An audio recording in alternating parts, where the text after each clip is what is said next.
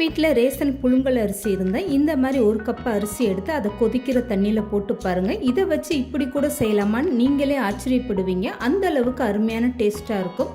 இவ்வளோ நாளாக இந்த ஐடியா நம்மளுக்கு வராமல் போச்சுன்னு நீங்களே ஆச்சரியப்படுவீங்க. ஹலோ ஃப்ரெண்ட்ஸ், வெல்கம் டு சமையல் டிலைட்.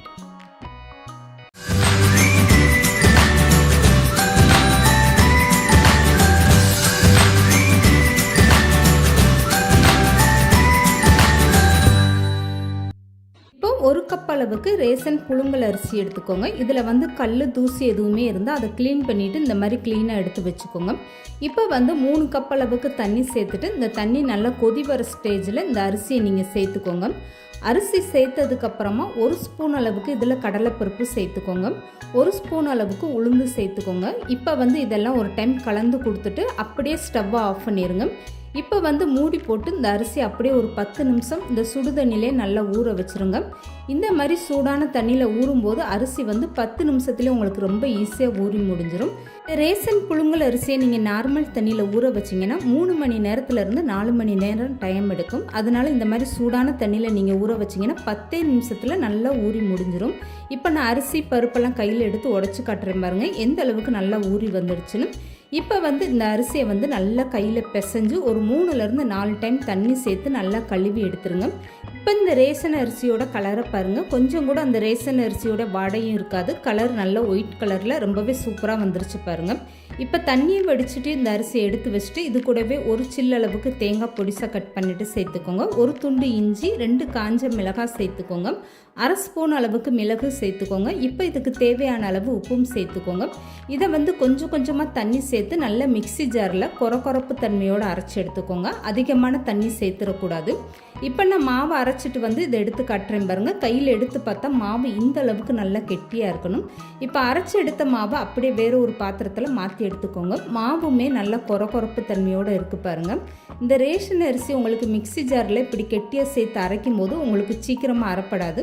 இந்த மாதிரி நல்லா கொரப்பாக நீங்கள் அரைச்சி எடுத்துக்கோங்க. இப்போ இது கூடவே ஒரு பெரிய வெங்காயம் சின்னதாக கட் பண்ணிவிட்டு சேர்த்துக்கோங்க. இப்போ கொஞ்சமாக கட் பண்ண கருவேப்பிலை சேர்த்துக்கோங்க. இது கூடவே 1/2 ஸ்பூன் அளவுக்கு ஜீரகம் சேர்த்துக்கோங்க. இப்போ இது கூடவே 4 ஸ்பூன் அளவுக்கு கார்ன்ஃப்ளவர் மாவு சேர்த்துட்டு தண்ணி எதுவுமே சேர்க்காம இதை நல்லா இந்த மாதிரி மிக்ஸ் பண்ணி பிசைஞ்சு எடுத்துக்கோங்க. ஒருவேளை மாவு உங்களுக்கு தண்ணியாக இருக்கிற மாதிரி இருந்தால் அதில் கூடுதலாக 2லேருந்து 3 ஸ்பூன் அளவுக்கு கார்ன்ஃப்ளவர் மாவு சேர்த்து மாவை இந்த அளவுக்கு ஒரு கெட்டியான பக்குவத்தில் பிசைஞ்சு எடுத்துக்கோங்க. இப்போ இதில் 1/4 ஸ்பூன் அளவுக்கு ஆப்ப சோடா சேர்த்துட்டு இந்த மாவை ஒரு டைம் நல்லா மிக்ஸ் பண்ணி விட்டுருங்க. இந்த ஆப்ப சோடா ஒரே இடத்துல இல்லாமல் இந்த மாதிரி கை வச்சு நல்லா மிக்ஸ் பண்ணி விட்டுருங்க.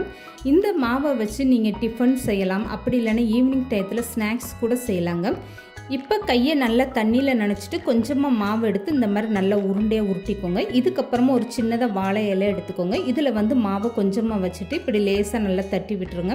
இதுக்கப்புறமா நடுவில் இப்படி உளுந்த வடை மாதிரி ஓட்டை போட்டு எடுத்துக்கோங்க. இந்த மாதிரி ஒவ்வொரு இலையிலையுமே நீங்கள் ரெடி பண்ணிவிட்டு இதை அப்படியே இட்லி பாத்திரத்தில் வச்சு அவிச்சு எடுத்துக்கலாம். இப்போ இந்த மாவை வேக வச்சு எடுக்கிறதுக்காக இட்லி பாத்திரத்தில் கொஞ்சமாக தண்ணி சேர்த்துக்கோங்க. தண்ணி லேசாக சூடானதுமே இந்த மாதிரி இட்லி தட்டில் எடுத்து வச்சுருக்க மாவெல்லாம் அப்படியே வச்சுட்டு மூடி போட்டு கரெக்டாக ஒரு 15 நிமிஷம் வேக வச்சு எடுத்துக்கோங்க. இப்போ 15 நிமிஷத்துக்கு அப்புறம் நான் மூடி ஓப்பன் பண்ணி காட்டுறேன் பாருங்கள். கையில் தொட்டால் இந்த மாதிரி மாவு ஒட்டாத அளவுக்கு நல்லா சாஃப்டாக வெந்து வந்திருக்கணும். இதை அப்படியே ஆற வச்சுட்டு அப்புறம் எடுத்துக்கோங்க.